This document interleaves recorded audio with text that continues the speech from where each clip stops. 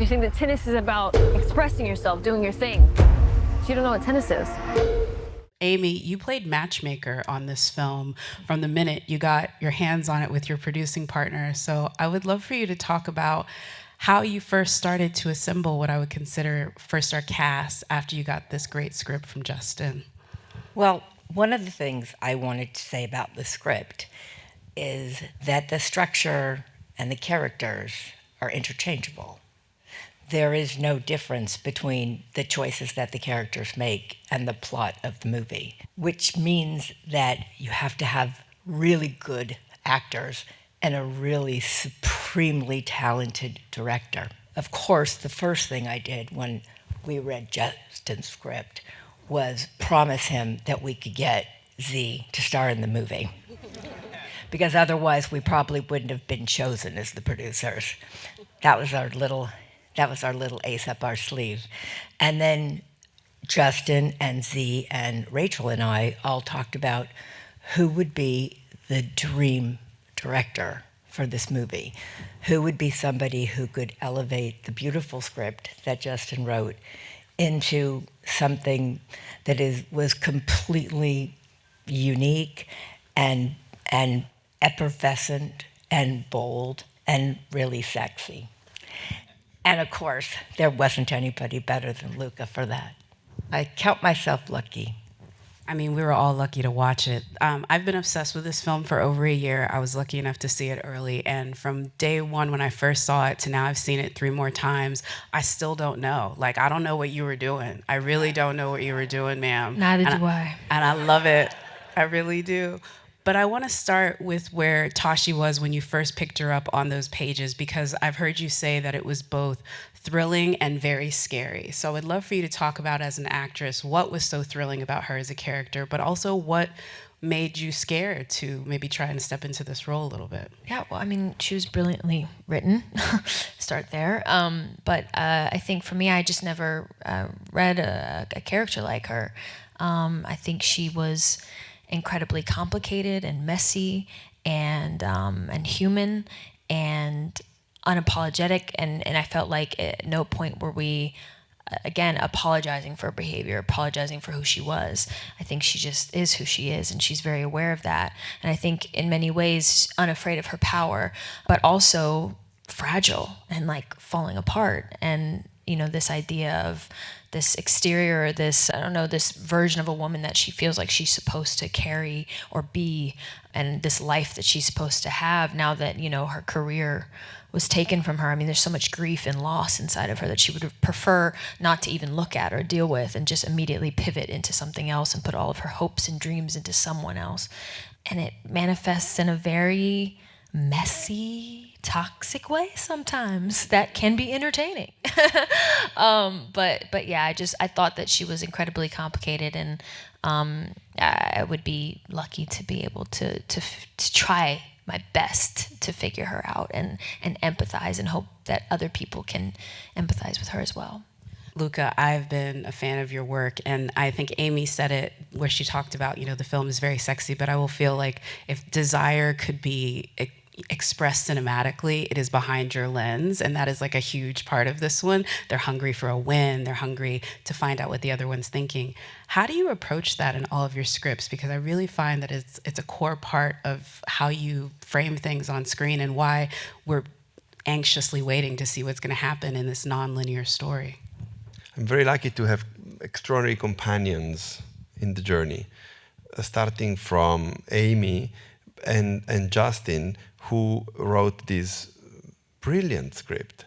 The structure, the idea of this entanglement, this messiness of these characters being so compelling and like breathtaking in and out the court, and actually for the game of tennis being the actual eroticism at play. It was absolutely impossible to resist. When you meet someone and you have the impact of the other in front of you, and you might even enter into a conflict with the other, in terms of the drama, that's some fantastic, cinematic.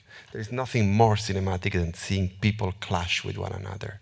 Mike, I want to talk to you about Justin, because one of the things you said is you've been blessed both from your time in theater, but also working with, folks from West Side Story and Tony Kushner, having that writer on set in those rehearsal times, the questions you got to ask about art. I'd love for you to talk about what it was like having Justin on set and maybe volleying a few balls over to him about your character and what you sort of discovered in that time, because I think it is not something that every actor gets to do on set.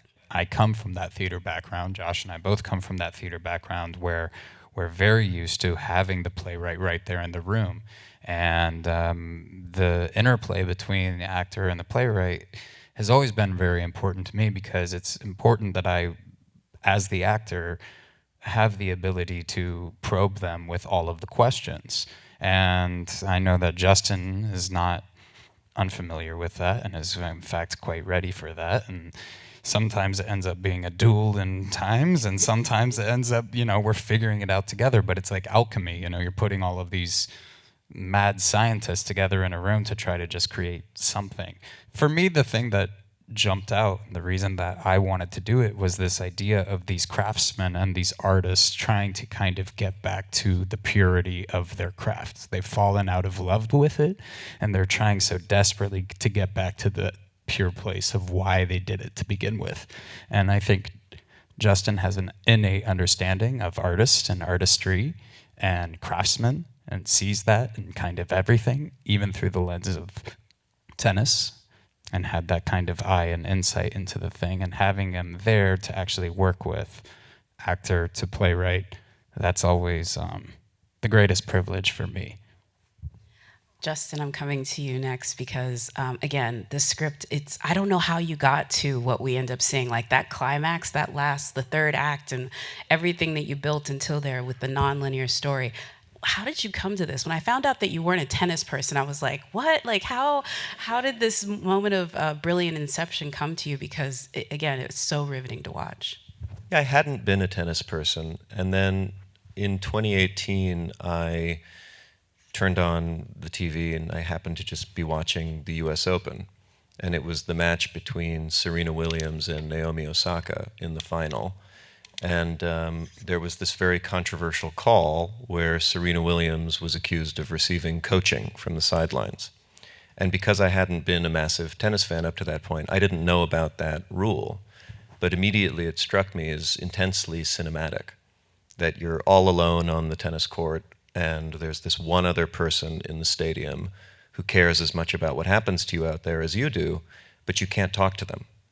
And for whatever reason, it just clicked in my mind, well, what if you really needed to talk to them about something? And what if it was about something beyond what was happening on the court? What if it was about what was happening with the two of you? And what if somehow it included the person across the net? How would you have that conversation? And how could you communicate the tension of that situation using the tools of film?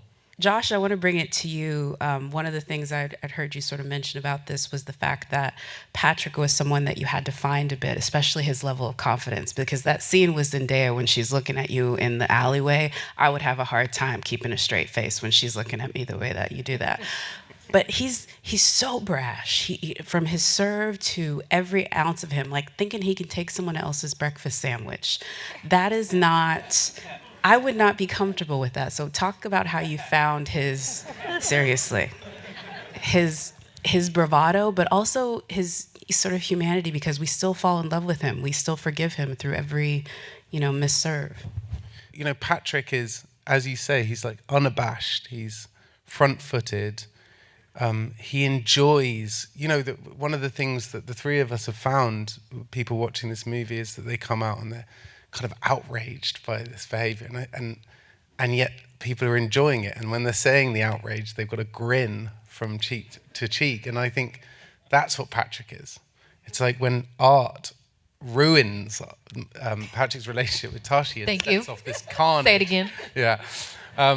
Patrick kind of loves it. He sort of, when he accuses you of being a snake, it's like, I'm grabbing you and I'm loving it. So I think, in the end, I really enjoyed this character that really owns his troubles and celebrates them and celebrates the dance that these characters play. And, I often think that Justin's script and the scenes, each scene, most of the scenes are duologues, and they are like tennis matches, and you're trying to undercut the other character, and then that character kind of pulls the rug from underneath the other one. You think you're winning a scene, and then Mike does something interesting as art, or Z does something interesting with Tashi, and you're like, shit, I'm on the back foot. So that, that sense, Patrick has to be strong in order to kind of compete with these two. As producer, I know you had conversations with Luca about, what kind of lotion does she use in the morning? Conversations about, her child rearing. Talk a little bit more as producer how you try to shape Tashi, not just with your performance, but also in your work as a producer, to make her feel as lived as she feels, doing all these very questionable decisions. Well, I feel, I'm very lucky to be in beautiful company, and, also in a place where I think, thankfully, whether I was producer or not, I with people that would have still listened to me and considered my opinions and my thoughts. But listen, you never know, so it's always good. But I think for me, it's the ability to be, in a creative space and learn from great people, and in any opportunity that I can. I'm so grateful for what I do, and I do go to set when I'm not supposed to anyway, because I love it, and I get to learn from people that I admire, and I get to watch them work. We joke about okay, what kind of lotion does she wear? But I mean, it's indicative of the kind of woman she feels that she needs to present herself as, what she thinks is important, what luxury means to her, or what making it means to her, the kind of brands she chooses to spend her money on as she, considering where she comes from and the life that she's had, and I think for her, tennis, why it's so devastating that she loses it is because her access to tennis is different than the boys, right? It's for her, it's a privilege to be able to be there. There is no backup plan. There isn't mommy and daddy, so it's her whole life. There wasn't anything else that she was going to do, and the idea of going to school was to make sure that she would be okay. And ultimately, her true love is tennis. So whatever proximity I can get to touch it, to feel it, to be around it, and I feel that in many ways, all of us as artists sometimes feel that way. I can't imagine if there was a circumstance where I couldn't